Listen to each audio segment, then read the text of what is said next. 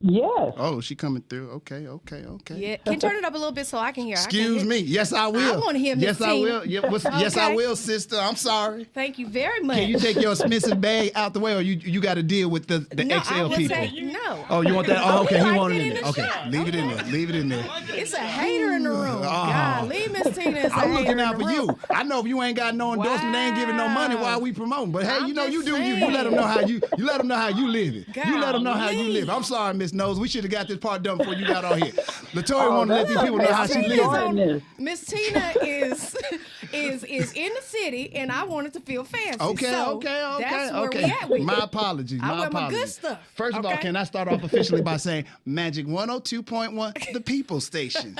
Good afternoon, everyone. On the line, we have Miss Tina Knowles. Yeah.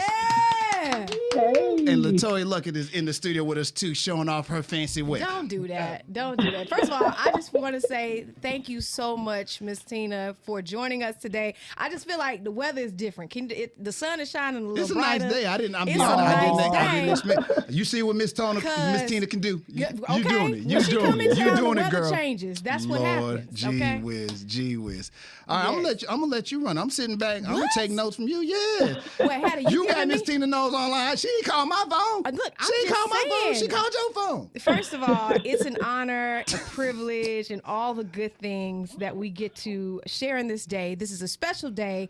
Miss Tina Knowles is in the city of Houston tonight. We are having an evening with the amazing Miss Tina Knowles. She has Girl, the you good. Matriarch Girl, you book good. Girl, you out. good. We're talking #1 New York Oh yeah, Times congratulations. bestseller. You better address her as such. You right. #1. I'm gonna just start calling you Miss Number New One. York Times bestseller. If y'all ain't got Matriarch yet, what you waiting on?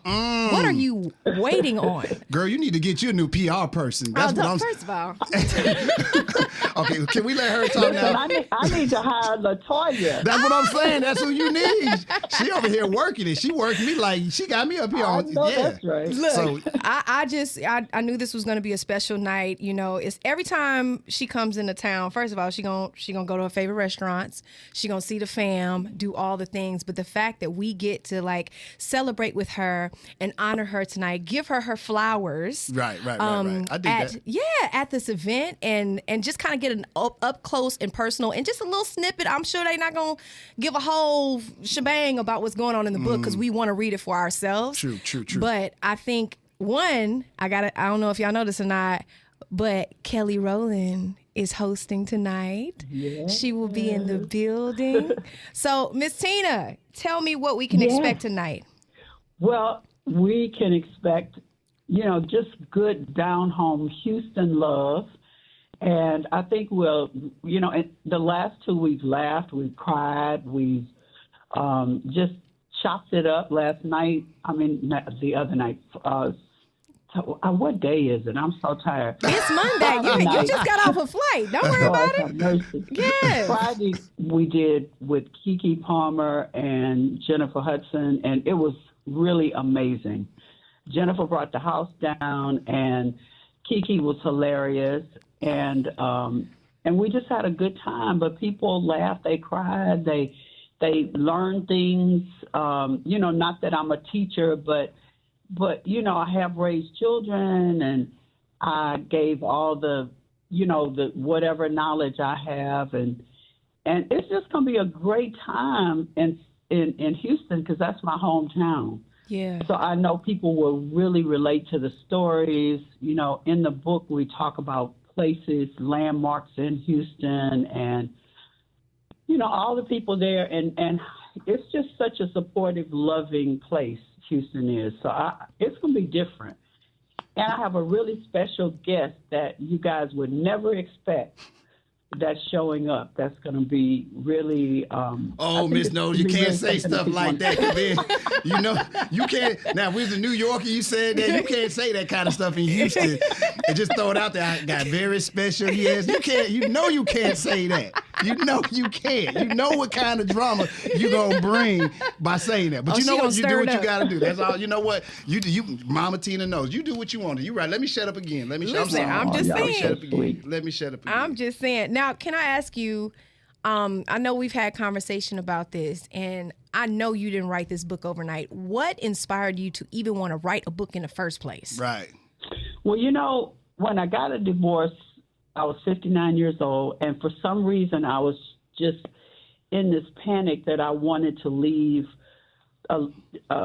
just kind of a roadmap of my life for my grandkids and my great-grandchildren, because I never got to meet my grandmother, and my kids never got to meet my mom, so they didn't meet their grandmother. And I was like, oh, my God. I just was thinking about mortality and my own mortality, and just that I wanted to leave the real story for them, because, people talk a bunch of stuff about us and create a bunch of lies. No, they don't. Who talking about y'all? Who talking about y'all? I ain't heard nothing. Nowhere in the city of Houston. That's not happening. I ain't heard nothing. Oh, well, that's that's hometown. But I just wanted to tell the story from my own mouth. That's good. That's good. I just feel like sometimes writing books can be therapy. It can be therapeutic, because you're getting to, everything that you might have felt you might have been suffering in silence, or things that you couldn't say, or you were worried about what other people had to say. Like, to put things in your own words and share your own feelings, that's got to be therapeutic. Is that how the process was for you? It was very healing for me. And a lot of things that I didn't realize really affected me or hurt me or traumatized me, really. When I wrote about them, I cried and I let them go, So I advise everybody to write the book, write their own story. Yes, ma'am. Even if it's just for your grandchildren. Yeah. I mean, journaling. I go to therapy. Yeah, journaling is super important, because you, like she said, you're getting it out. You kind of answered this question already, but do you feel like there were harder chapters to write than others? Ooh, yes. Yeah, about the hard times, about things that I went through growing up in Galveston with racism, and it goes into that. It goes into the history of that. And just, I've had some really, really traumatic times in my life. I just didn't realize it, because when you're a survivor, you just keep moving. Yeah. And, you just you're just trying to get through it, and you don't ever really process it or deal with it. And I've been in therapy for 28 years. But same. It was different writing it. And not somebody just asking me questions, but me just pouring my heart out was a different process. But it was very healing for me. Ms. Knowles. And at this point, it's something about turning 70 that you don't give a shit what other people think. Period. That's really the real deal. First of all, okay, I didn't see that one coming. We get our small doses on Instagram of Mama Tina with, when she does her jokes and stuff like that. But I'm gonna tell you one thing: she gonna keep it real. But how did you learn to start dealing with other people's opinions about you and your family? Being thrust into the spotlight is not something you expect, because it's supposed to be on your daughter and her friends and whatever they doing, but all of a sudden it's on you, and you've embraced it very well. Well, thank you. It's kind of hard sometimes, because I'm a behind the scene person, and this is new for me. And it's a lot of pressure. I admire LaToya and all the entertainers, because even getting ready and picking the right thing to wear, because I'm a repeat offender. We're gonna wear it one more time, but it still look good every time. And you're gonna see it a bunch of times. But you can't do that when you're doing this kind of stuff. I got you. Yeah. I got you. Yeah, I want to say, and speaking of fashion, because this woman, and I don't think y'all realize this, because we started out at such a young age, I was under her roof at the age of 12, 13 years old. Mm-hmm. So she was very influential in my life. I saw the way she carried herself. I saw the way, baby, that the fit was fitting every time she walked out the door. The nails was going to be red. The lips was going to be red. It was going to be cute every time. And she kind of was a big part of kind of seeing how a woman is supposed to carry themselves. Right. And she's always done that. So, yeah, she can be a repeat offender, but she going to make it look good every time. And she going to spice it up, razzle it, dazzle it. Like you said, you 70. If you want to repeat it, and girl. She should. Repeat it. Don't let these people out here get to you. Wear it again, child. Yeah, as you should. It's yours. Listen, I have to say something, though. You know, LaToya on Instagram, talking about Instagram. But anyway, I remember when you said, y'all are talking about, she's so pretty, but she can't keep a man. Ooh. Well, I don't want to keep the man unless Period. he is right. And I was like, man, praise the Lord. We shared a text on that. Second that emotion. We shared a text We on shared that. a text I was on like, that. Girl, Now, Miss Knowles, I wasn't trying to go into that because I'm trying to let you have some stuff in the book, okay? Let me just let it be in the book. let that be in the book. I'm Let telling it rest. you. But I'm telling that, you. she just said what I was thinking. I understand. You know when somebody just says what you're thinking? Yes, ma'am. Yes. And I would have got in trouble because my kids get on me about posting stuff like that. I can't So I was imagine. like, I would LaToya, love to be in the room let for me that. repost that one.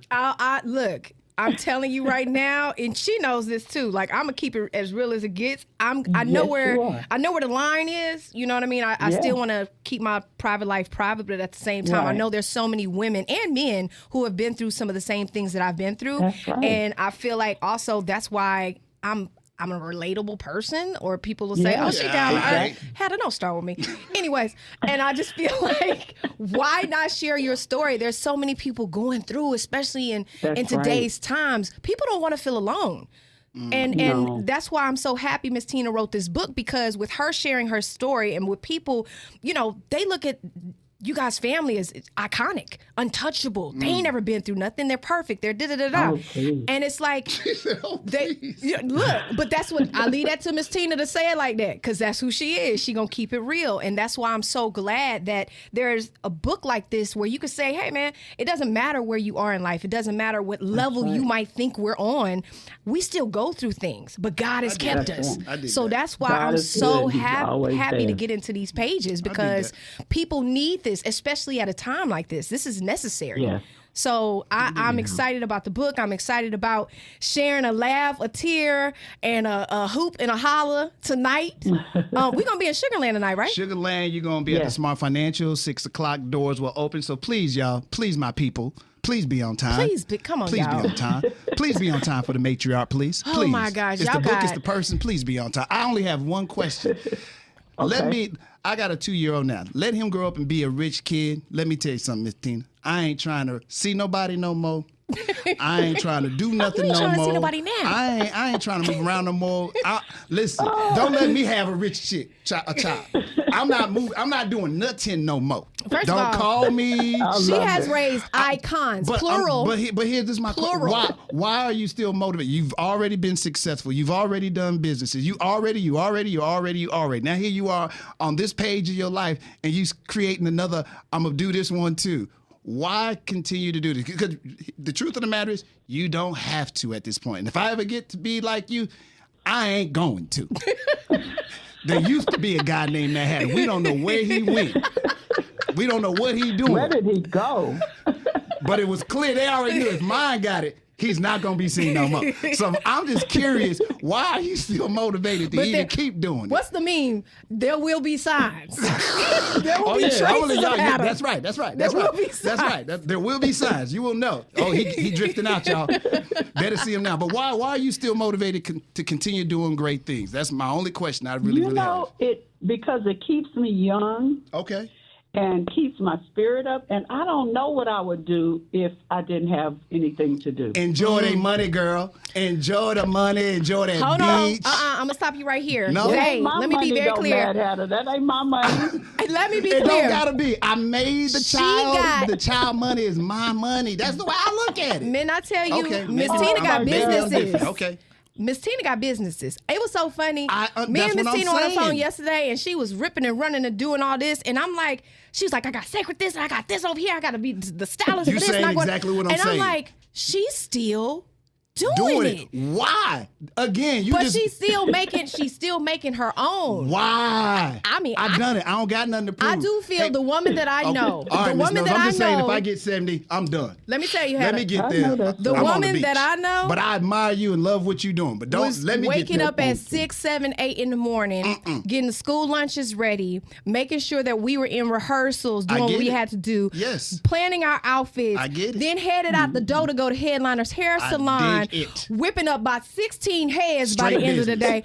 We might stop through and do a live performance and beg folks for change to get an Astroworld season pass. And I did all that so I can be here today and don't gotta do it no more. You still making my point. She don't sound. When I tell you a motivated person. A boss woman is always going to be a boss.